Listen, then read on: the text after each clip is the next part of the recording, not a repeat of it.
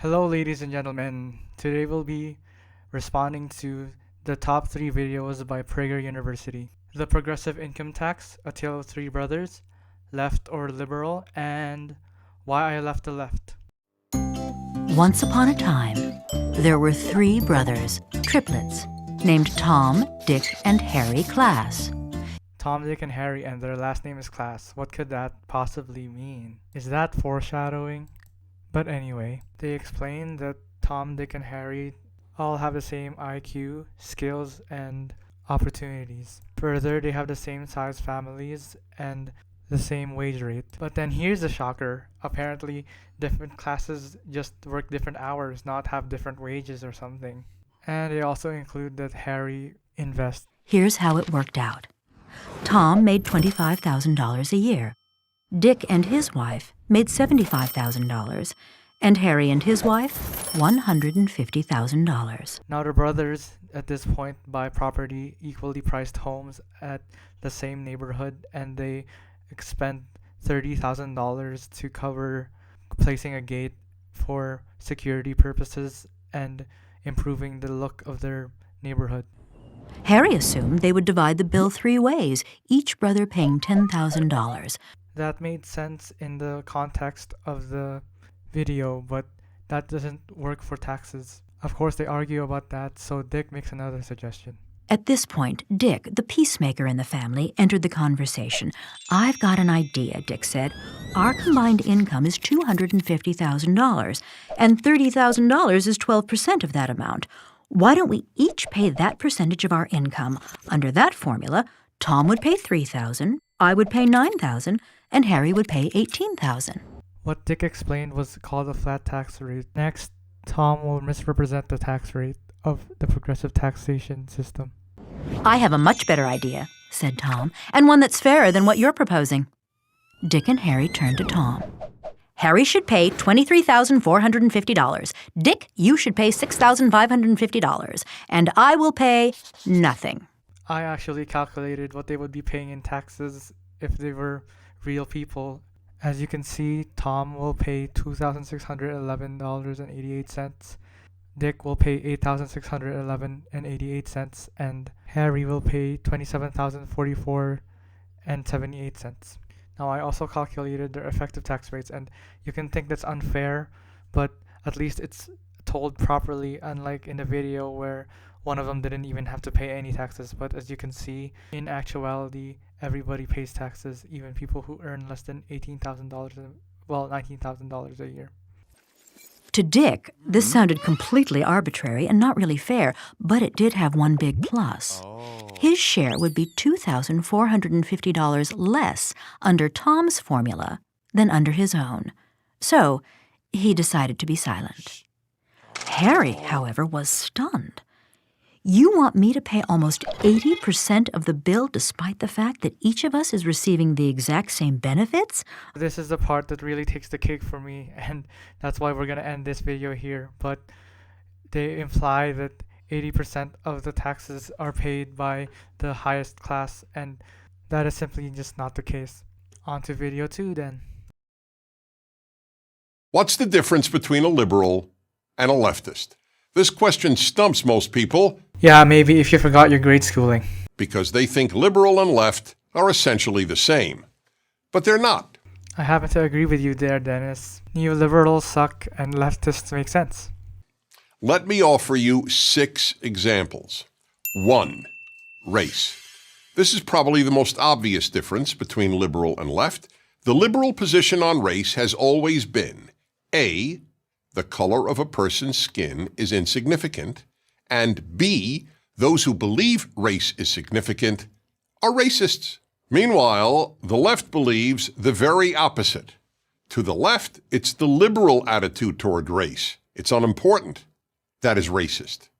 That's why the University of California officially lists the statement, "There is only one race, the human race," as racist. I don't know if I completely agree with the University of California in declaring it as a racist statement, but it does invalidate the fact that the race relations and racial history is important. But there is still racism in the country. And liberals have always been passionately committed to racial integration, while the left is increasingly committed to racial segregation, such as all-black dormitories and separate black graduations at universities. The left isn't as homogenous as Dennis tries to make it sound like. I'm a leftist myself, and I think racial segregation is a bad thing, so I don't agree with some leftists. The argument is that it helps minorities feel less like minorities as they're surrounded by people like them. But as a minority myself, I just feel like it helps foster racial ties, which aren't necessarily a bad thing, but it keeps people from integrating. 2. Capitalism. Liberals have always been pro-capitalism because liberals are committed to free enterprise and because they know capitalism is the only way to lift great numbers of people out of poverty. It is true that liberals want government to play a bigger role in the economy than conservatives do. But liberals never opposed capitalism, and they were never for socialism. He's right, the liberals, just like the right, want completely unfettered markets for the poor and the working class. But when big business fails, they socialize the losses. Thanks, Obama. All the left really wants is just more social programs that help the poor and marginalized people, and a healthcare system that works for everybody. 3. Nationalism. Liberals believe in the nation state, whether that nation is the United States, Brazil, or France. But because the left divides the world by class rather than by national identity, the left has always opposed nationalism. So, while liberals have always wanted to protect American sovereignty and borders, the left is for open borders. There are probably some that agree with open borders, but that's not the majority position of the left. Most people just want to see immigration policy reform that makes sense. And the people who want open borders usually want it through compassionate reasons. You don't choose where you're born or your nationality, but you can choose what you do with your abilities. And if people believe that America is the best place to flourish, then why shouldn't they try to get there? 4. View of America. Liberals have always venerated America. Watch American films from the 1930s through the 1950s, and you will be watching overtly patriotic, America-celebrating films, virtually all produced, directed, and acted by liberals. Liberals were quite aware of America's imperfections, but they agreed with Abraham Lincoln that America is the last best hope of Earth. The left, however, believes the left is the last best hope of Earth and regards America as racist, sexist, homophobic, xenophobic, violent, and imperialistic. Straw man.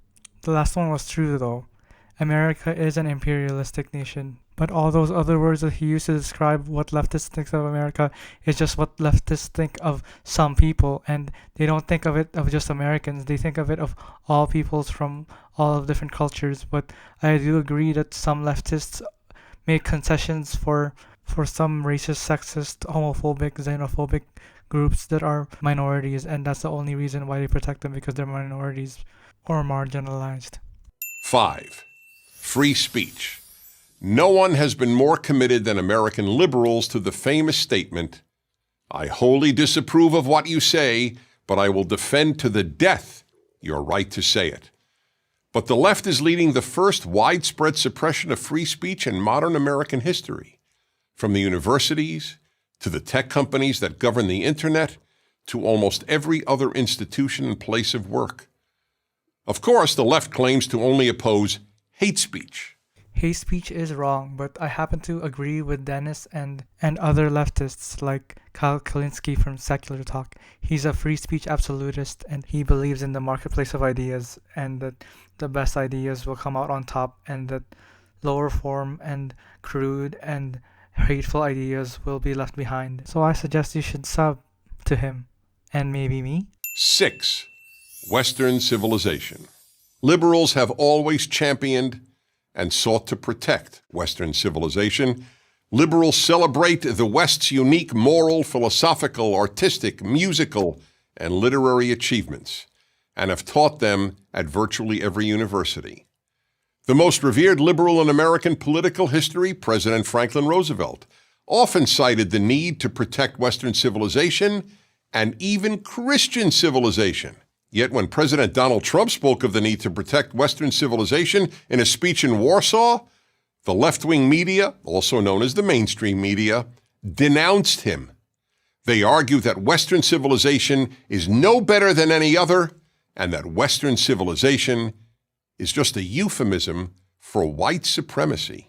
I think that's another straw man, but I do agree with him in criticizing mainstream media. They have high levels of Trump derangement syndrome. The part he said about how there's no culture better than any other culture, well, I think he's just misrepresenting cultural relativism.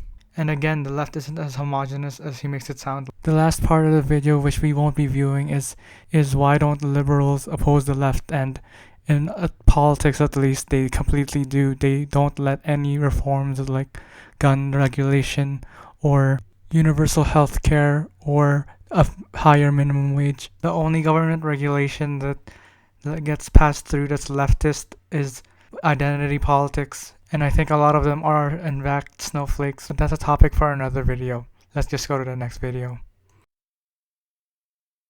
Do you believe in free speech? Do you believe that people should be judged by their character, not their skin color? Do you believe in freedom of religion? If you believe these things, you're probably not a progressive. But I think I'm a progressive, and I believe all of those things. You can't tell me what I'm not, Dave Rubin. But over the last couple of years, the meaning of the word progressive has changed. Progressives used to say, I may disagree with what you say, but I'll fight to the death for your right to say it. Not anymore. Banning speakers whose opinions you don't agree with from college campuses, that's not progressive. And the people that do those things, I don't think they are progressive either. They're called the authoritarian left, or as Kyle likes to call them, the regressive left. And if you have ever seen a political compass, then you can see that there are people who are leftist and authoritarian and leftist and libertarian. I'm a classical liberal, a free thinker, and as much as I don't like to admit it, defending my liberal values has suddenly become a conservative position. Skipped a lot of the video because he just talks about how the regressive left is most the left is now, but getting back to his point, he's mischaracterizing the left because there are still left libertarians out there, and like what I said, Kyle Kulinski is a good example of both new media and the progressive left. Now we've reached the end of the video, and I'd just like to say thank you for watching through this part, and like and subscribe if you want. Thank you.